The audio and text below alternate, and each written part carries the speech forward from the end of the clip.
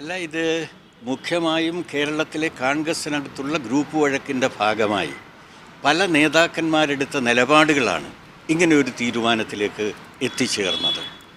ഈ ഒരു തീരുമാനം നൽകുന്ന സന്ദേശം BJP അല്ല കോൺഗ്രസിൻ്റെ മുഖ്യശത്രു, ഇടതുപക്ഷ ജനാധിപത്യ മുന്നണിയാണ് എന്നതാണ്. അതിന് വലിയ രാഷ്ട്രീയ മാനങ്ങളുണ്ട് വരുംകാല ഇന്ത്യൻ രാഷ്ട്രീയത്തിൽ. BJP കേരളത്തിൽ പറയുന്നത് പോരാട്ടം BJPയും കോൺഗ്രസും തമ്മിലാണ് എന്നാണ്. രാഹുൽ ഗാന്ധി കൂടി വരുന്നതോടുകൂടി അത് ആ ഒരു നിലപാട് കൂടുതൽ ശക്തമാക്കപ്പെടുകയാണ്, അപ്രസക്തമാകുന്ന ഒരു സാഹചര്യം കേരളത്തിലടക്കം. അല്ല, ഇത് കേരളത്തിൽ BJPയും BJPയുടെ സഖ്യവും അപ്രസക്തമാണ്.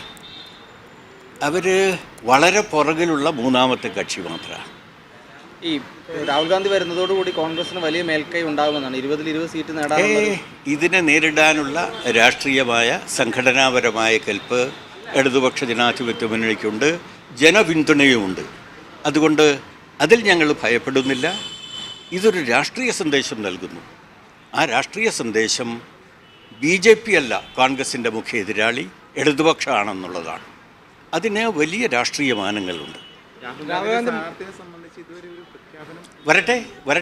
ഞാൻ മാധ്യമ വാർത്തകളെ സംബന്ധിച്ച് മാത്രമാണ് പ്രതികരിക്കുന്നത്. മത്സരിക്കരുത് എന്നൊരു നിലപാട് ഉണ്ടോ? അവരാണ് തീരുമാനിക്കേണ്ടത്. കോൺഗ്രസിൻ്റെ ആഭ്യന്തരകാരിയല്ലേ, അവർ തീരുമാനിക്കട്ടെ. ആര് വന്നാലും ശരി, നേരിടാനുള്ള കെൽപ്പുണ്ടെന്ന് മാത്രമാണ്. അതവരാണ് തീരുമാനിക്കേണ്ടത്.